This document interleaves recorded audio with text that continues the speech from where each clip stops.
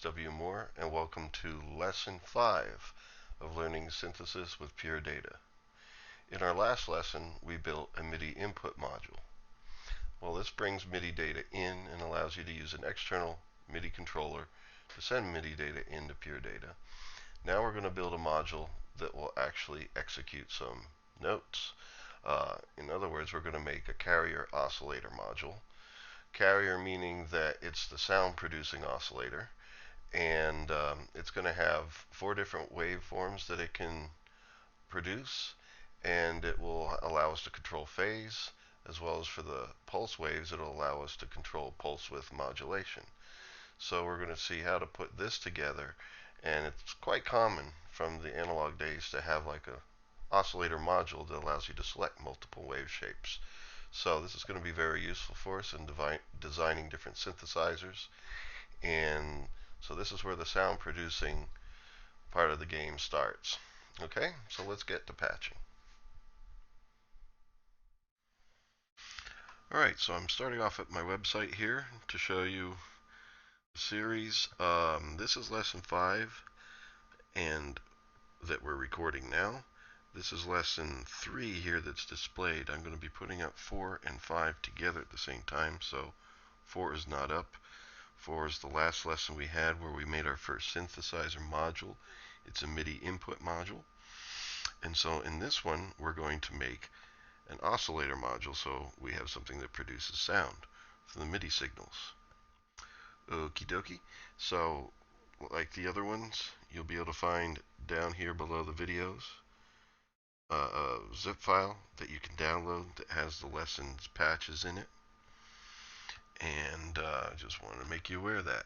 If you haven't seen any of these lessons so far, you're just seeing this video out of nowhere on YouTube. You may want to check out some of the previous lessons, unless you're already familiar with PD and some synthesis already. I'll let it be your judgment as to whether you want to see the other ones. But if you have not seen them, it's probably a good idea. Alright, so anyway, I started up a new patch here. And it's this file here, carrier oscillator 4, and or oscillator carrier 4. And basically, the reason why I named it that is because it's an oscillator, and then I say what type, carrier, meaning that it carries sound, and then 4, meaning that it has 4 wave types that it produces. And I just copied over the other modules that we made in lesson 4, the MIDI in, and the modules patch that will contain all of these. So let me go back here to this patch. Now I realized after starting this that I do need to fix my color theme here a little bit. And actually I'm going to fix it by double checking what it's supposed to be in modules.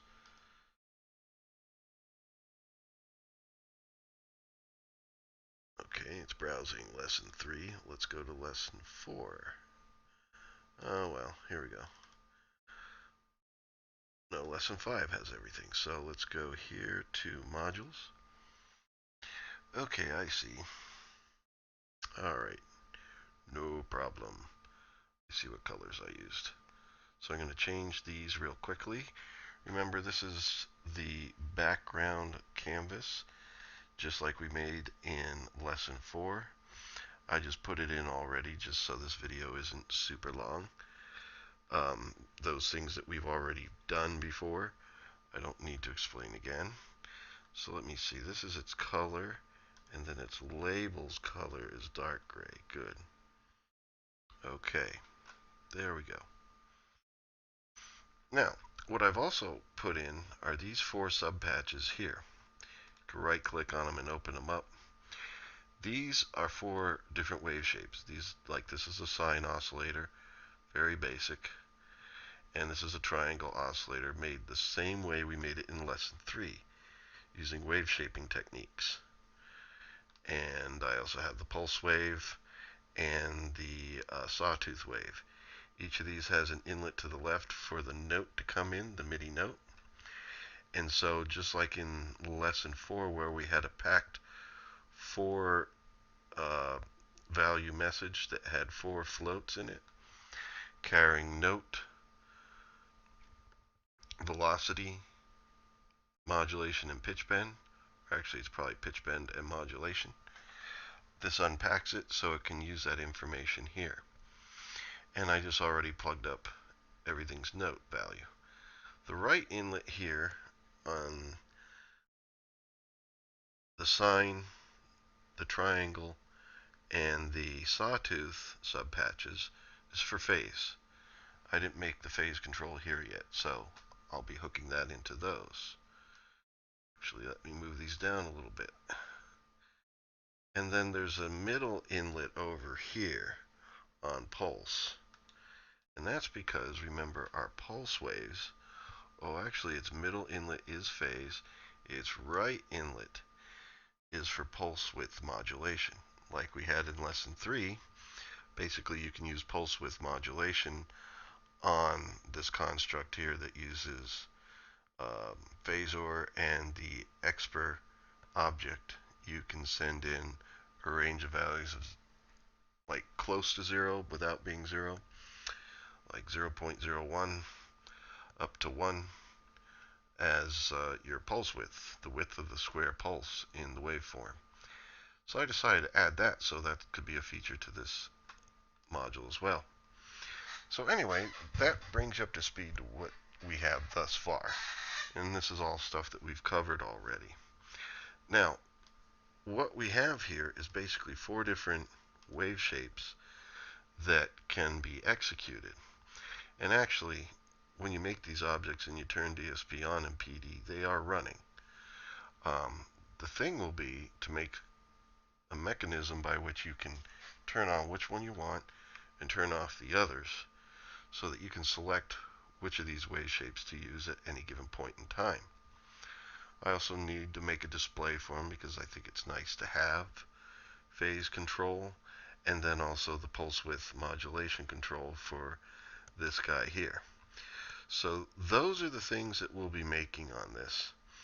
And if there's anything else unforeseen, we'll tackle it as it comes. But in any case, first of all, let's make a display. So I'm going to go up here to put and array. We've done this before, but let me do it again. This is $0 display. Basically, because we have other modules that'll be in the overall system that we're making, we want to make any symbols or names of things that we send information to unique for each patch. And so that's why we use the $0. Kind of explained that last time, but since it's a new concept, just thought I'd put that reminder in. And I'll make it size 441, why not? That should be a good number to make the different waveform displays in here look pretty good.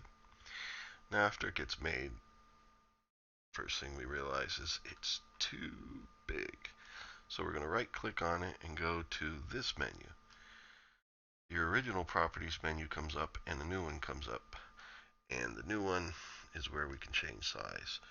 Since the overall thing is 150 by 150, I'm going to make this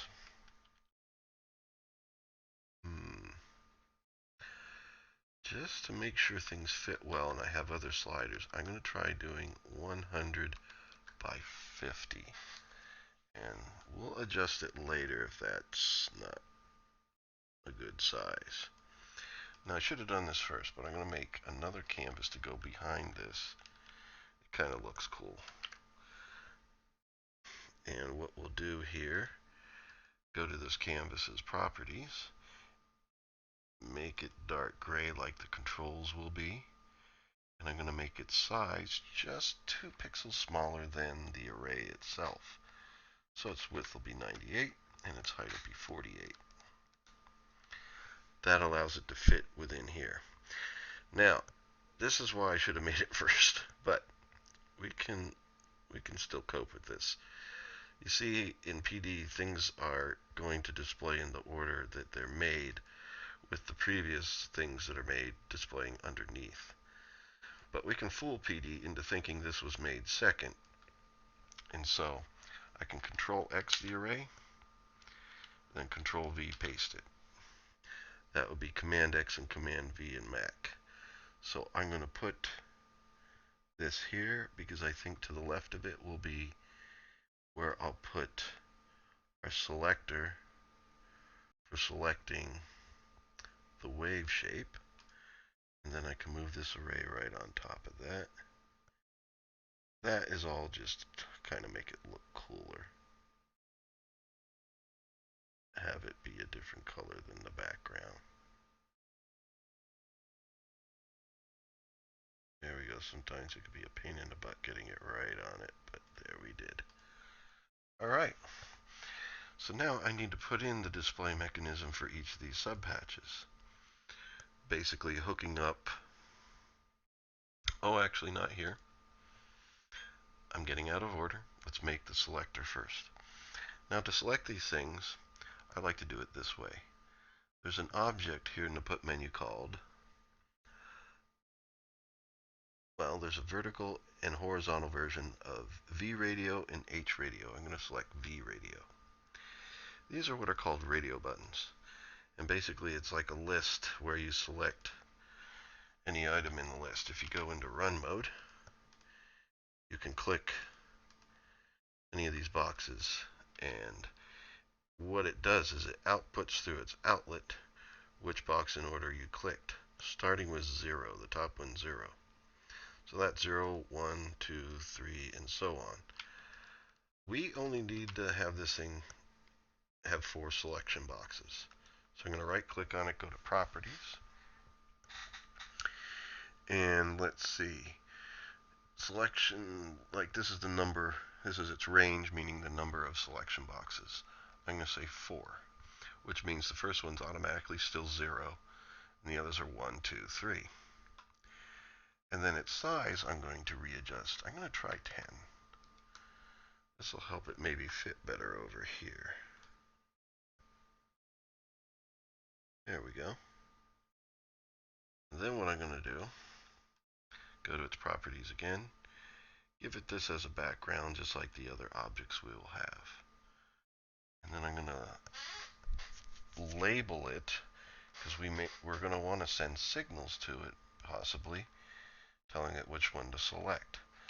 And once again, I'm going to use a unique name, so I want to use $0 at the beginning, and I'll say wave, because it selects what wave you're going to get. And I'm sorry, I put it in its label name. We want that for the send and receive signals. Symbols. So $0 wave, send.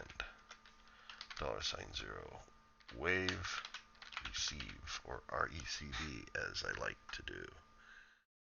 Okay, that's it for now. Oh yeah, that's right, I did want to label it, but I'm just going to put a W there, because a W, since the label goes at the top of it, I don't have any room around it anywhere that I want that W to appear, so I'm going to leave it at the top. Then I'm going to select all these, move these down a little bit from the title there so that they fit. Okay, that's pretty good. Now, this is going to send signals out telling us which of these waveforms to use. And the way we'll do that is we're going to give each of these waveforms an amplifier, star tilde, which allows us to turn their sound on and off. Now, since we're going to be changing their amplitude using star tilde, remember in the right inlet, if you want a smooth transition between values, you want to do this. I believe we've done this before. You make a pack message, pack F50, and then right under it, a line tilde object. What this does is it draws a line over time from whatever value was sent before to whatever value it's going to. Like if you have it turned off and there's a 0, and then you send a 1 to it to turn it on. Basically, this will take that 1 in as a float and in the line object it receives a 1 and 50, meaning go to the number 1 over 50 milliseconds. So it ramps up to the number 1 in 50 milliseconds, and we can hook it up to the right inlet if I get it right on there. There we go. And so now each of these is going to have one of these. So I might want to give myself a little more real estate here to the side. Their outlets here I already set up already. That's the signal coming from each one of these oscillators.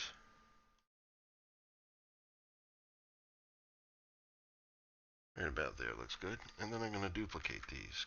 Control D. One for each one. Now we have an overlapping patch cable there. Crafty doesn't like it. So I'm going to move it over. You don't have to do that. Now I'll duplicate the two of these since we have two more to go.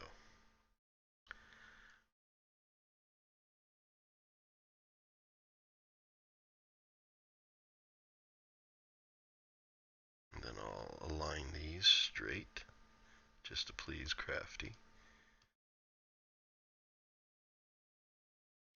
Okay, there we go. So now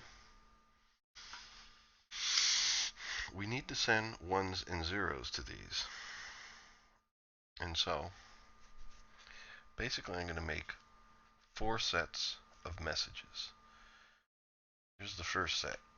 We make a message box. It's going to have a 1. I'm going to make another message box that has a 0. And I'm going to duplicate it twice. And basically what that means,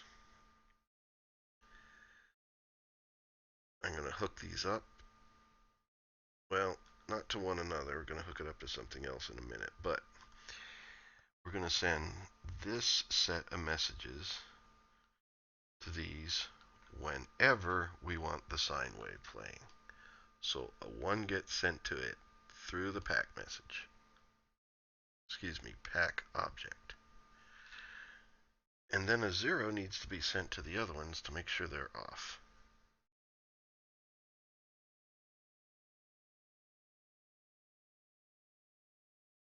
There we go. So these amplifiers, this will be 1, meaning whatever's coming out of here stays the same, basically on full amplitude. And the zeros go to these, which means the amplifier will be making them 0. It'll 0 them out. Now we need to make 3 more sets of these. I can do that easily by duplicating.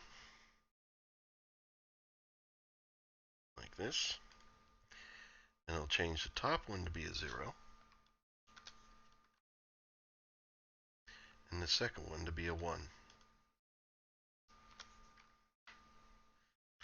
Now I hook them up to the 4 pack objects again. The top one is a 0, sending left inlet on pack.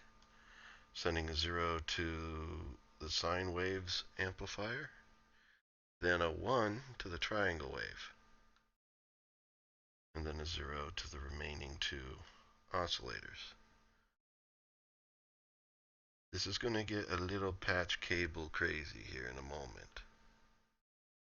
That's why I didn't want to do this beforehand. I wanted to do it with you so you could see what's going on and not see this web of patch cables and then get frustrated. Basically, it's going to look a little cluttered, but it's a very simple concept. So there's other ways of doing this without doing the patch cable thing. It would mean sending sends and receives here, or really receives here. But I kind of like the patch cable thing instead, because you can trace them and not have to look through all your sends and receives if things are named wrong and stuff. I use sends and receives for other things. This is just my way of doing it. And going through this series, you may find your own way. So here,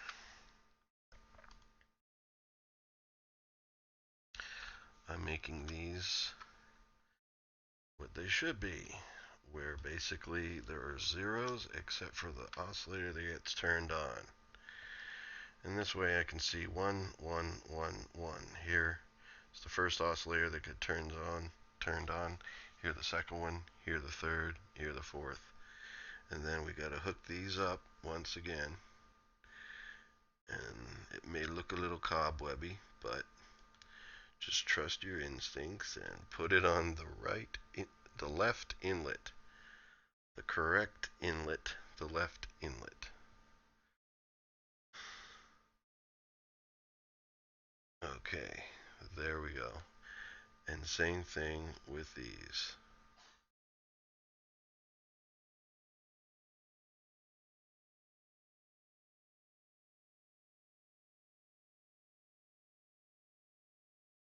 Now, that's the messy part of the patch, and it's done. Now, all we need to do is make this vertical radio object. It'll send out a 0, 1, 2, or 3. And then all we have to do is tell that 0, 1, 2, 3 to bang 1, 2, 3, 4. One of these. 0 going to this one, 1 going to this one, 2 going to this one, 3 going to this stack. And the way we do that, I'm going to move this down, is by using the select object.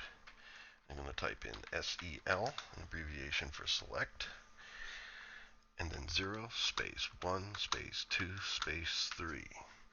And what this does is it has 5 bangs on the bottom of it.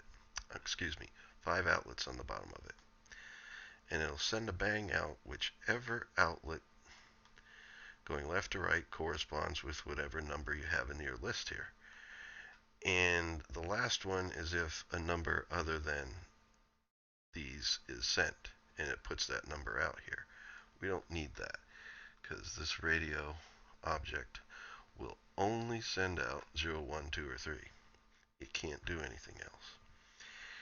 Now, what we have to do is have these bang all 4 of these. That could be a little cobwebby, so I'm going to do it this way. B, B, B, B. And I'm going to move down to get a little more real estate again. As you go, your patching requires you to move things around. Now, what the TBBB is I think we used it in our last lesson. That's an object that triggers whatever type of signal you list here, and B means bang. You can write out the full word bang, but it takes up space, so it's better to abbreviate it with the B, since PD accepts that.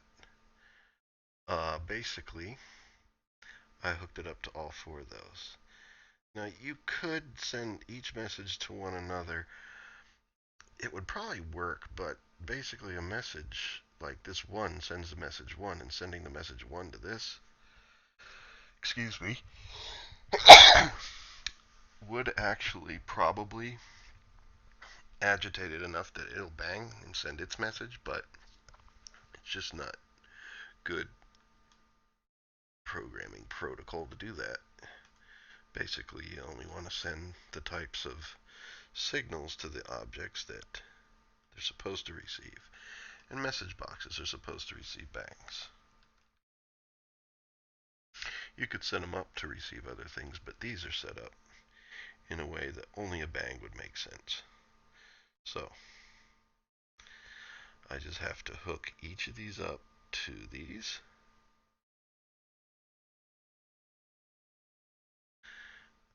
And then hook them up here. Now I'm going to duplicate these. Put them down here. Crafty is getting upset. Things are looking a little messy. Well, there's no way around this. It's going to look messy. It's got to make sure you hook them up to the right things.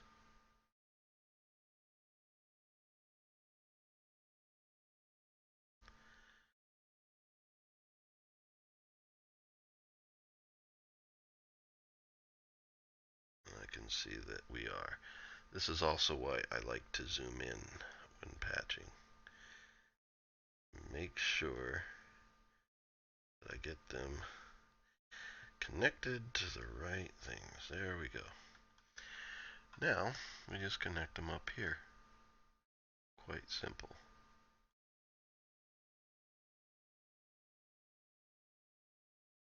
Okay. Now, we can test this out by just putting a DAC in real quick. But you know what? Just to save our ears, I'm going to put a star tilde in with a 0.2 behind it, just so we only hear a quiet tone out of these things. Now, I realize I also need to receive a frequency. So let me do that real quick. Now, I'm just testing to make sure that each one is appropriately sent. So I'm just hooking a message up temporarily to their left inlets, because that's all we need to make them go. Technically, you should also send phase, because that triangle wave will need it to line up just right and be a true triangle wave. But the idea here is, if we hear sound out of the appropriate ones, will be good. It won't write to our display table yet, because we didn't set that up yet. You know what? Maybe we should. This is going to receive the signal from all 4 of them.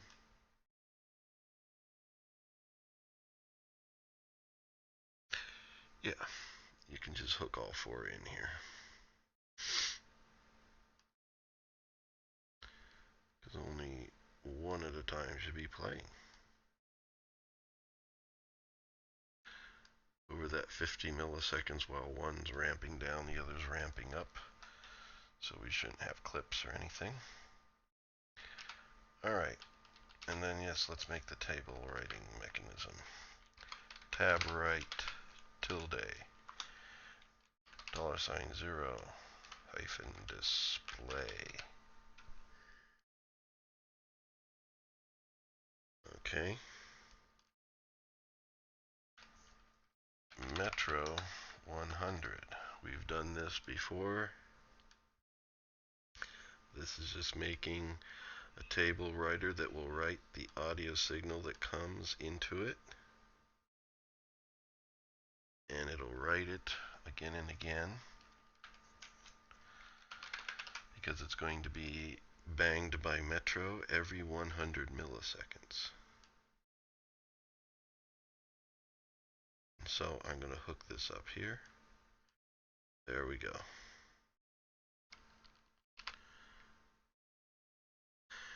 Now, we need to turn DSP on.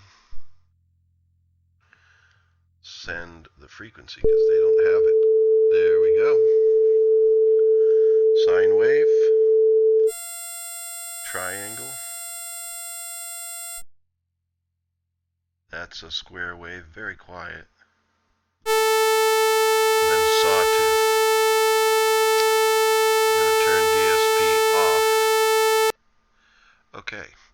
Now, our square wave or pulse wave, oh, that's probably really quiet because it didn't get, hold on here. Remember, its pulse width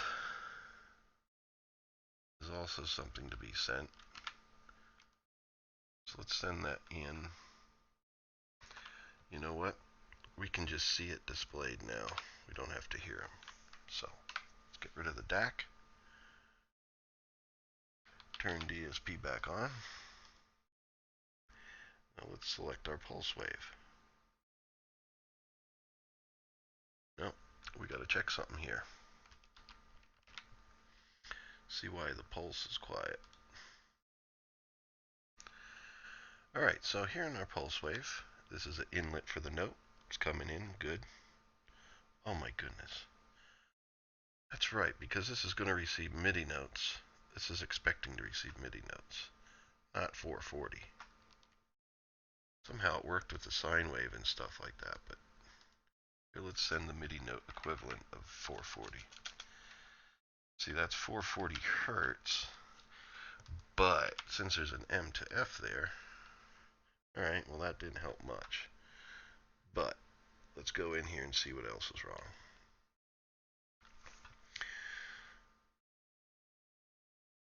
Well, that's phase that I hooked that up to.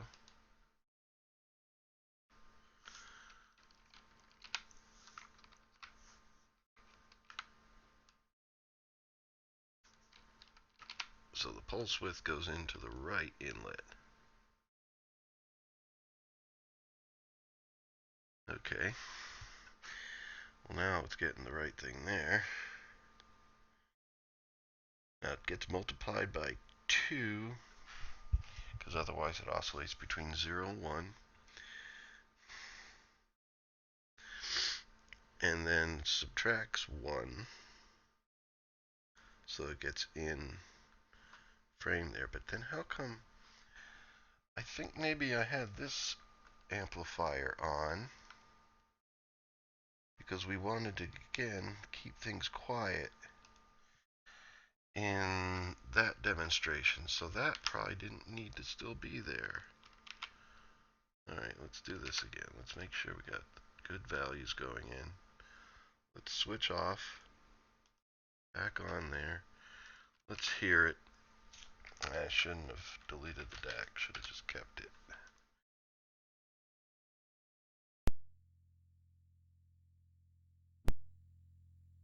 Okay. And now it's not just quiet, it's not there. So I gotta test it again. 69.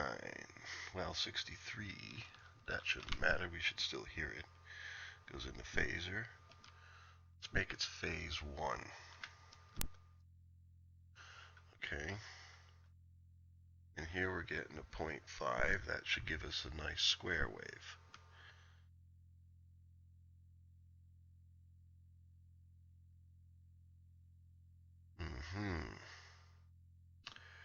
Oh dear.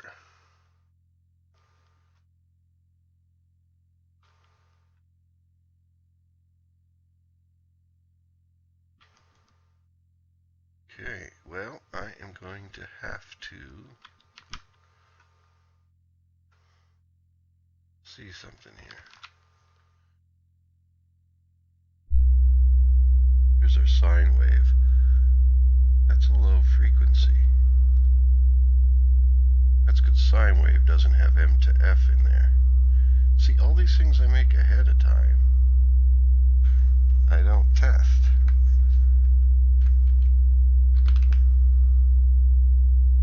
So that's a 69 hertz tone.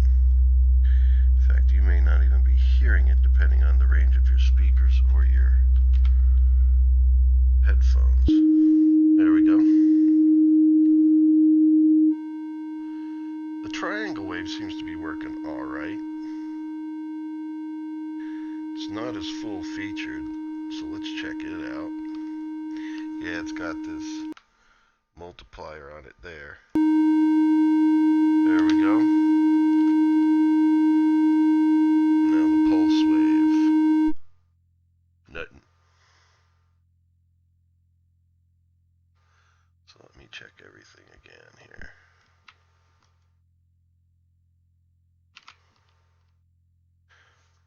Alright, this is the PWM, meaning pulse width modulation. Here's the phase. Let's put it at 0. Can't do that in edit mode. Okay. 63 is going through M to F to phaser.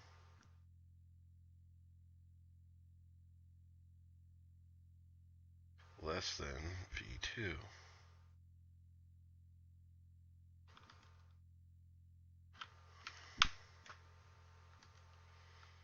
Let's see here.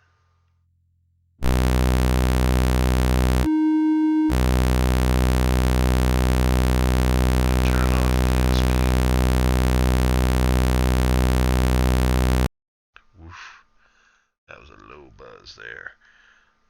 here is this doesn't have an M to F. I can tell. Yeah.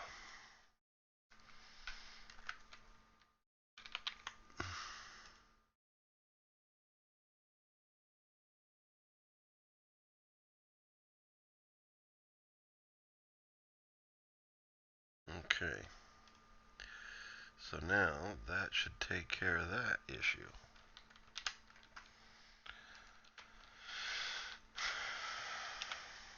I'm going to check it real quick.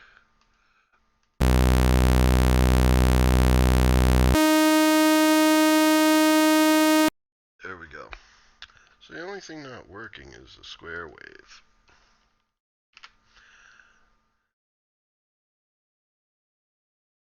Now let's check it's 1.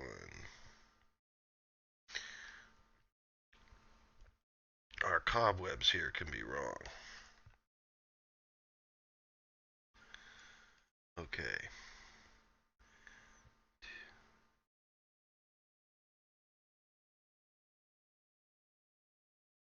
Yeah, that's coming out of this message. It's coming out of this one.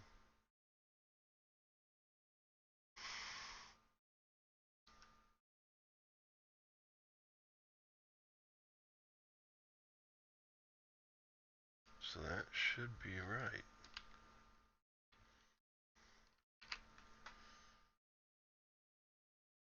I do not see any other reason why this is not working.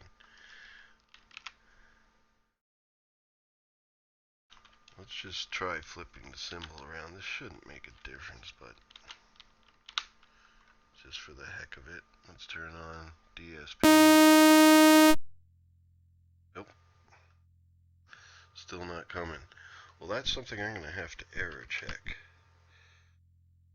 a little further. Although, let's do it right now. Let's open up our working. Don't have to do it there. You can do it from the file menu here. I'm going to open up our lesson 3 example and see what I'm missing. Here, square and pulse. Now,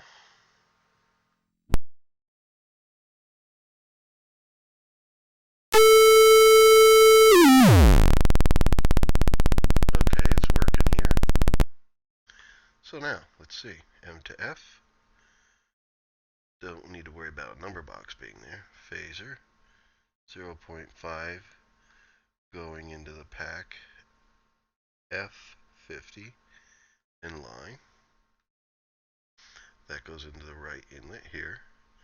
This is greater than times 2 minus 1. And we don't need this here. So, from what I'm thinking, that's all the same. Well, let me check one thing here. In there. In the pack. This is it. The inlet for pulse width modulation should go to the left inlet of pack F50. There we go. Now, the more mistakes I make like this is actually better for you, because as you're learning, you learn what types of things to check for and the best way to test things out. Gotta hit this 5.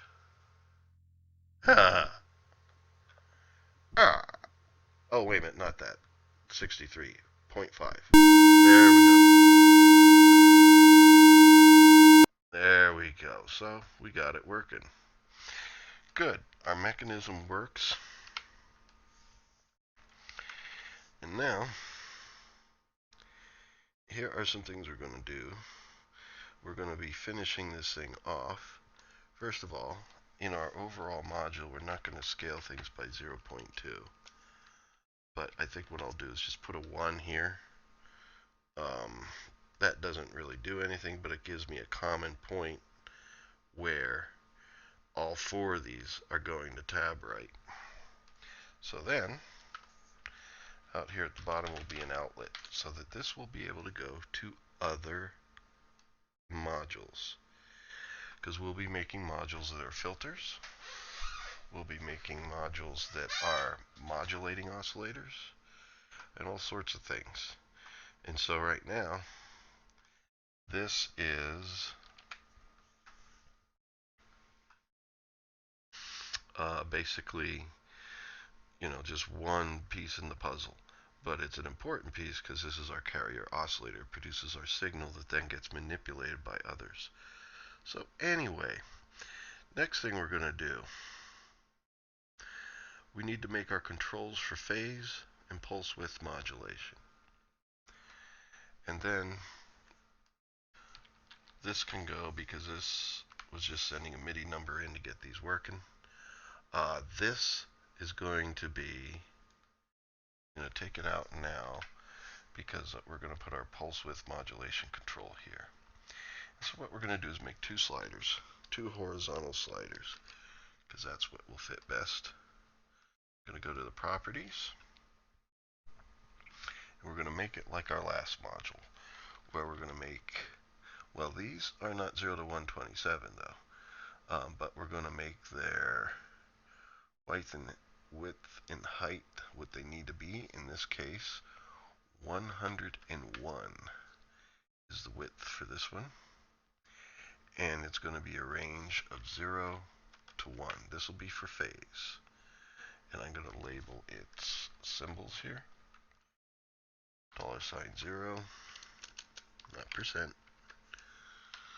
Phase send, $0, phase receive.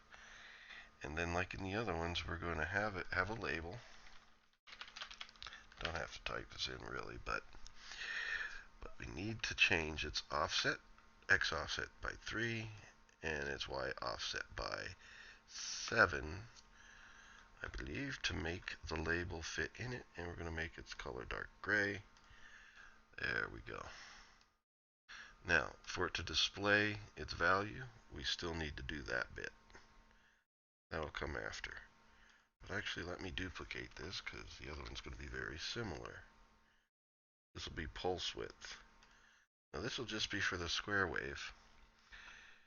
It won't have any effect on the others, because we're not going to hook it up to the others, and there's nowhere to hook it up to. Abbreviate PWM, send. PWM, receive.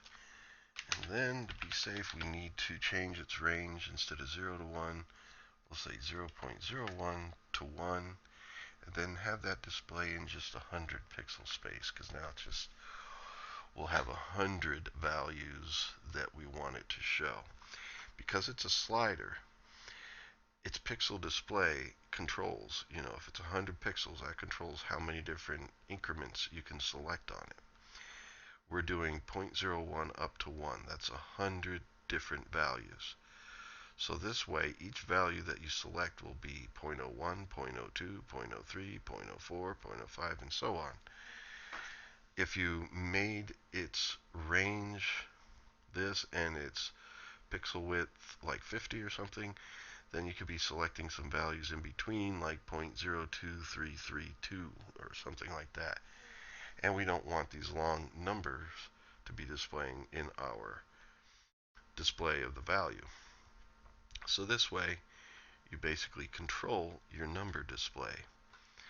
And remember how we did that? Here we go. We're going to go receive, and we'll receive from its send. PWM, send. And that will hit a message that is label $1. The $1, remember, is a variable. That means whatever the first thing in a message that gets sent to this, that's what this becomes. You don't see it get displayed that way, but that's what happens to PD. So that means whatever number you select in the slider gets received here. It gets sent out with the label message. But yes, we want to have its label name display as well. PWM :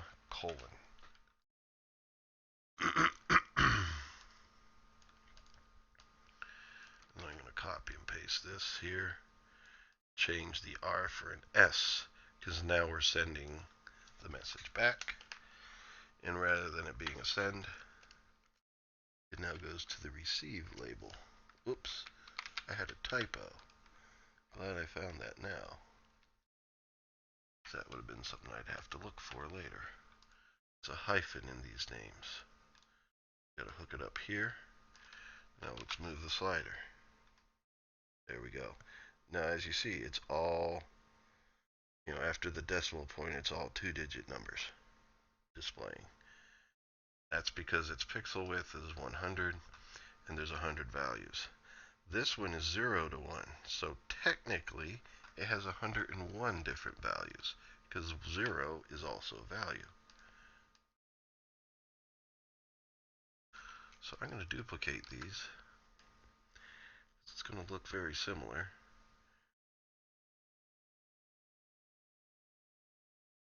Except it's phase. That's why I named these ways, so that it's easy to remember them. Change them, copy and paste. Reuse the same structures. Just change them for what they need to be. There we go. So now, our phase value is also just 2 digits beyond the number. Let me just show you, just so you can see. If I made it 50, or let's say 75, now depending on where I select, look, it's a long stream of numbers because you're selecting somewhere that's not in the series of increments there. So I make it 101. So now it will look much cleaner. And the wider your slider is, the more different values you can select, and that's better resolution, So might as well. I want to double check this label up here. It's looking like it maybe should be a little darker. Yeah. No. Background stays at label. Nope, that's how dark it gets. Okay. Now, is there anything else that needs to be done? I remember in the last patch, I put these in a sub-patch. So I'm going to do the same thing again. I'm going to make a sub-patch, make an object, type PD, send-receive. Okay, and then I'm going to select these, cut and paste them in. They will still work as wireless sends and receives. Just want to move them over so it's cleaner looking. Patch Crafty would be pleased. So let's see, remove this. There we go. Save. And I like to put these up here right above the display so I know where to find them. And now we need to hook these up. Phase does not send things at the audio rate, so we can't put our line tilde ramp on it. This one, it's the middle one. Making sure I'm on the right one there. Okay. And then PWM just goes to the right inlet on pulse. And the ramp mechanism is on the inside here. Pack inline statement so that it works out. And let's flip this around, keep it the way it was originally before I was trying to figure out what the problem was. Here we are.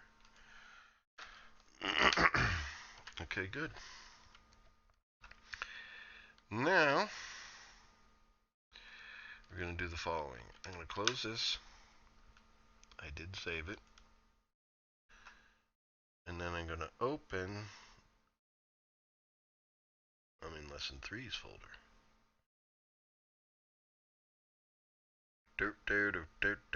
Alright, there we go. Lesson 5, modules. Now you notice MIDI in is in this same folder as modules and the one we just made. Oscillator, carrier, 4. With underscores. Remember, your file names cannot have spaces in PD. Otherwise things won't load in properly. Oscillator, carrier, 4, tilde. Okay, something's wrong.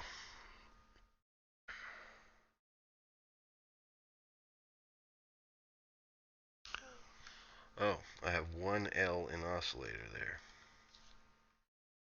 So if I do this, it'll work.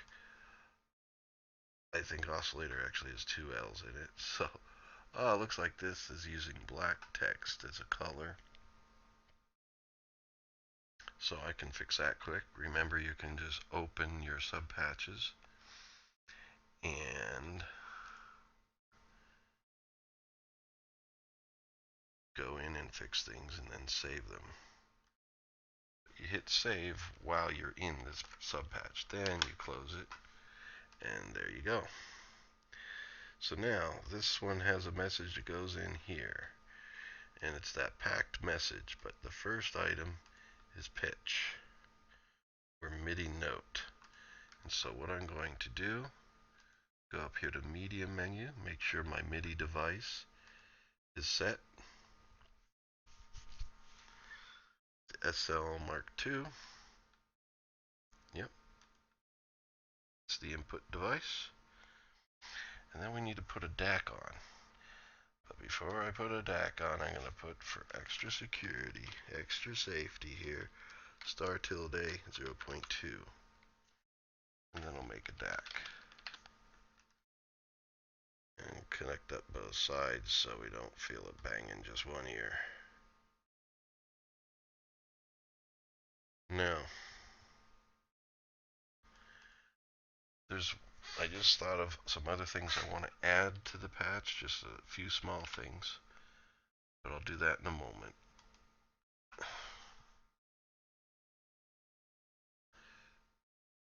DSP is on.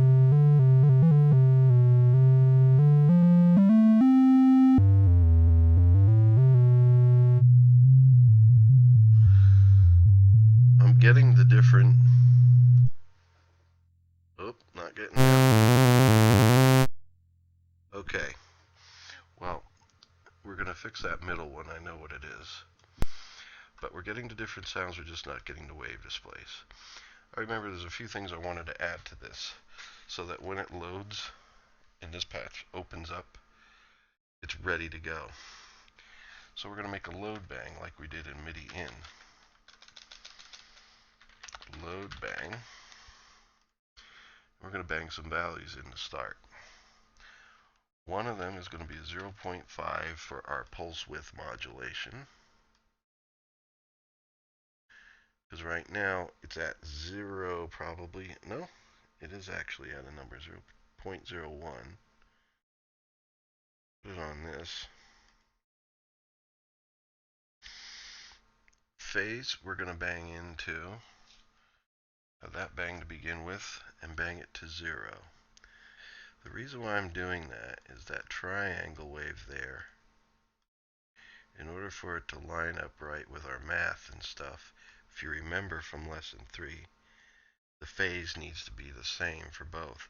So they need to receive the same phase value at the same time. They're hooked up in here to do that, but you got to actually have one be sent. And this very same 0 can also be used here to tell it select a waveform. Because if the select doesn't get banged, these bangs don't go through to these amplifiers, and these amplifiers are just by default off. Okay, so that's that. And let's have our load bang even stretch all the way down here and turn on the toggle. So now I'm just going to bang all these things right now by clicking on them, but basically when it opens again, all these things will be sent. There we go. Now save, close. I have DSP off.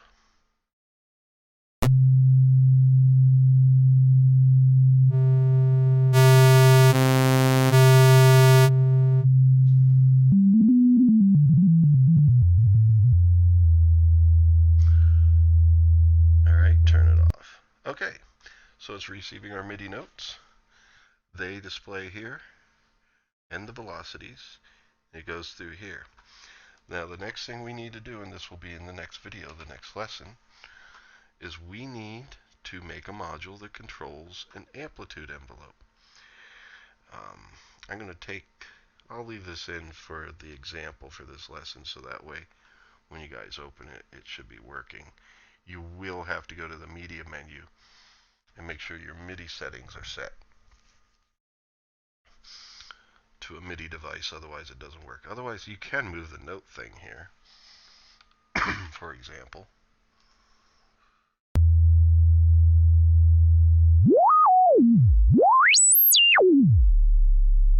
There you go. Now, we're going to have to set up an amplitude envelope module as well. Now, the reason why I have it as a separate module, we could send velocity information in here and have this play at a loudness corresponding to the velocity by doing just very basic math. But usually in synthesizers, you want an envelope. You want to be able to control the attack time and its sustain level and so forth, depending on what type of sound you're making. But it's good to have those options, and it's one of the basic things you would have in any kind of synthesizer. So that'll be our next mission, is we'll make the amplitude envelope. We'll make a standard ADSR envelope, and I'll show you how to take velocity messages in, and it'll control the shapes of the notes that we're playing as far as their amplitude is concerned. You'll hear loudness changes, and of course when you release keys, it won't keep playing as it does now. Alrighty, and then after that, we will probably also need to set up our pitch bend.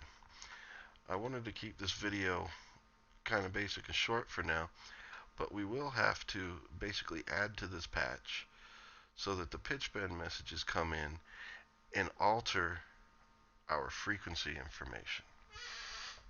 So basically we will have to make some adjustments, but I didn't want to throw that all in one lecture. So we'll do the amplitude envelope next, and then we'll expand on the synthesizer in general, especially pitch bend. The pitch bend thing is kind of, well, it's not super complicated, but it takes a little bit, and it will also mean adapting this a little bit, because this pitch bend will basically be a number range that comes into your module, but you want to be able to control, well, what interval does that move? Like when you bend the pitch up, does it go up a fifth, an octave, 2 octaves? And so if you want to have an option for that, I'd like to put it in this module, and so that'll be coming up as well. That will probably be lesson 7. So next lesson will be lesson 6, and until then, I hope you enjoy your PD, and thank you for listening and watching.